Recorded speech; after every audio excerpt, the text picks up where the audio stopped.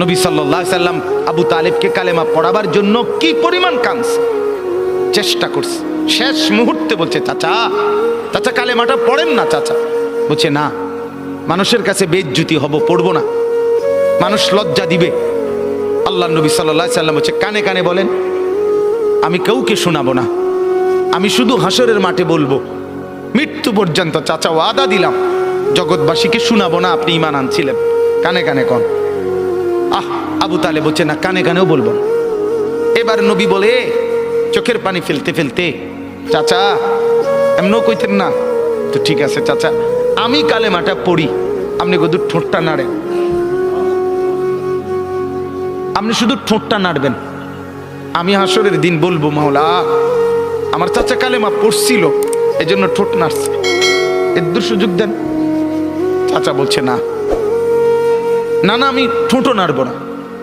আল্লাহ নবী তখন অঝরে কাঁদতেছিলেন আর চোখের পানি ফেলে বললেন, চাচা আপনি জাহান্নামের আগুনে জ্বলবেন, আমি সইব কেমন?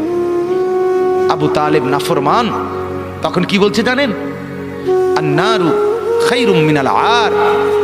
মুহাম্মদ, মানুষের কাছে লজ্জা পাওয়ার চাইতে আগুনে জ্বলা অনেক ভালো। বাপ, নিজেদের জিন্দেগিতে একবার ভাইবা দেখেন, আমিও ভাবি আপনিও ভাবেন এমন আচরণ আমার মধ্যে আছে কিনা। 3 দিন ধরে যে বাড়িতে মেয়ের বিয়েতে, ছেলের বিয়েতে যে ডেক সেট বাজাইলেন, কারে খুশি করার জন্য? হ্যাঁ, 1 লক্ষ টাকার গেট, এরপরে গায়ে হলুদের এই নগ্ন অনুষ্ঠান কার জন্য করলেন? বেড়া বেড়ি সব, যুবক যুবতী সব একই মাইক্রো প্রাইভেট কারের ভিতরে যাতাযাতি করে বহাইয়া একখান থেকে একখানে নিলেন, কার জন্য? পুরা প্যান্ডেলের ভিতরে একসাথে বেড়া বেড়ি একত্রে খায়, নাচে, গায়, ফুর্তি করে, কার জন্য? শুধু সমাজ, সোসাইটি, পরিবেশ, সোসাইটি মেনটেন করছেন, সমাজ মেনটেন করছেন। ছেলেরা চাইছে, মেয়েরা চাইছে, বাচ্চারা চাইছে, এতে হেতে চাইছে, তো মালিক তিনি কি চাইছিল? ওনার কথা মনে হয় নাই? রাসূল সাল্লাল্লাহু আলাইহি সাল্লাম, তার কথা মনে হয় নাই? বলেন, কিয়ামতের দিন নবী সাল্লাল্লাহু আলাইহি ওয়াসাল্লামের কাছে কোরআনে আছে, ফাকাইফা ইদা জিনা মিন কুল্লি উম্মাতিন বিশাহিদ ওয়া জিনা বিকা আলা হাউলা'i শাহীদা। নবীকে বলছে আল্লাহ, বন্ধু আপনার উম্মতের প্রত্যেকের আমলনামা আমি আপনার হাতে দেখাবো, আপনার হাতে, আপনার সামনে পেশ করব, আপনি দেখে কথা বলবেন আমার কাছে, সুপারিশ আপনি কইরেন, মানা নাই, কিন্তু আপনি দেখে করবেন। রাসূলুল্লাহ সাল্লাল্লাহু আলাইহি সাল্লাম যদি হাসরের ময়দানে এরকম আমলনামা খুলে উল্টায় আর পৃষ্ঠার পর পৃষ্ঠা দেখে ফজর নাই, জোহর নাই, আসর নাই, মাগরিব নাই, এশা নাই, শনিবার রবিবার, মদ জুয়া, অবৈধ উপার্জন, গান বাদ্য, নাটক, সিনেমা, জিনা, ব্যভিচার, বেহায়া, বেপর্দা সব উল্টায়, আল্লাহ নবী সাল্লাল্লাহু আলাইহি সাল্লাম তখন বলবে, উম্মত কি এটা? উম্মত, আমার 23 বছরের এত চোখের পানির কথা একবারও মনে হয় নাই? কি আনছো এটা আমারে?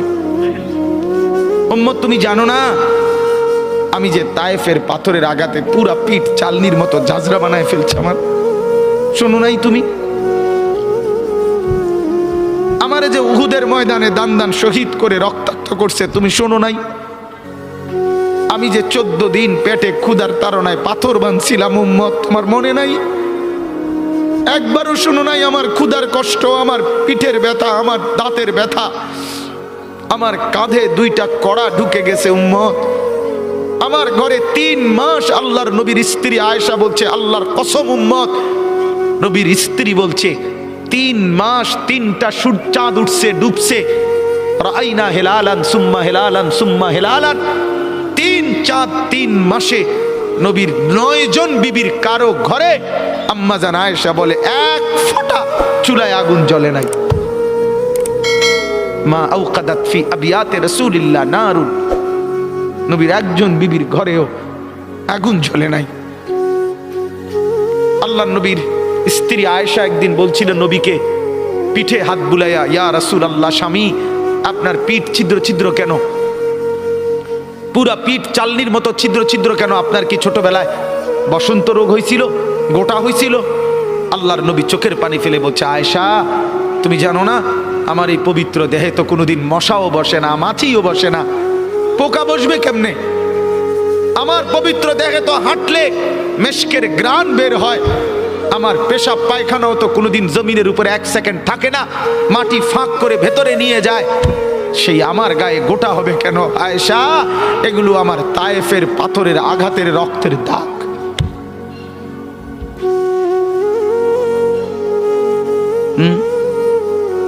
বলো না বাপ, কিছুই মনে হইল না? এভাবে ভুলে গেলেন, ভুলে গেলেন? রাসূলুল্লাহ সাল্লাল্লাহু আলাইহি সাল্লামকে একবারও মনে হলো না? আল্লাহকে ভালোবাসেন, নবীকে ভালোবাসেন, আখিরাত চিনেন?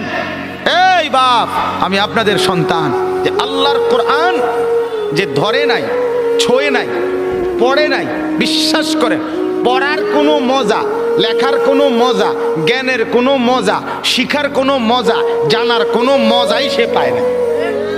আপনি যেন কিছুই পান নাই, তেমন কিছু পান না। এ তুড়ি ফইরা এ ভাত তরকারি যায়, ইডি এমনি খাওয়া যায়, দূর মিয়া, এগুলো এমনি মিলান যায়। এ ভাত দুগের লাগে এত এত মেহনত করন লাগে না। অল্প কয়টা ভাতের জন্য, বিল্ডিং একখান করণের জন্য এত কিছু করতে হয় না, এত কিছু করতে হয় না। অতএব দয়া করে, মেহেরবানি করে, হাত জোর করে অনুরোধ, আপনি শিখেন, কোনো মানা নাই। আপনি বৈষয়িক সব পড়া পড়েন, আপনি সব শিখেন, কিন্তু তার উপরে আল্লাহর কোরআন রাখেন, রাসূলুল্লাহ সাল্লাল্লাহু আলাইহি সাল্লামের সুন্নাহ রাখেন, দিন শিখেন, আল্লাহর কোরআন একটু একটু করে পড়তে শিখেন। আল্লাহ তাআলা আমাদের প্রত্যেককে তৌফিক দান করেন। নিয়ত করেন যে কোরআন পড়বেন ইনশাআল্লাহ। বলেন ইনশাআল্লাহ, বলেন জোরে সোরে বলেন ইনশাআল্লাহ। আল্লাহ তৌফিক দান করেন। একজন যুবক, আমার বাপ, আবারও বলছি, আবারও অনুরোধ করছি, জীবন শোনাটা, আল্লাহর কথা শোনাটা খামখেয়ালি বানায়েন না। ইডি হুজুররা কয় মাইতো নাই তান কইবই, আপনি আমি শুনলে শুনলাম, না শুনলে না, না না না, এটা খামখেয়ালি না, খামখেয়ালি না। ও চিরেই আপনিও কবরে যাবেন, আমিও কবরে যাব, ঠিক কিনা বলেন না কেন? খুব দ্রুত। আল্লাহ তাআলা আমাদের প্রত্যেককে তৌফিক দান করেন।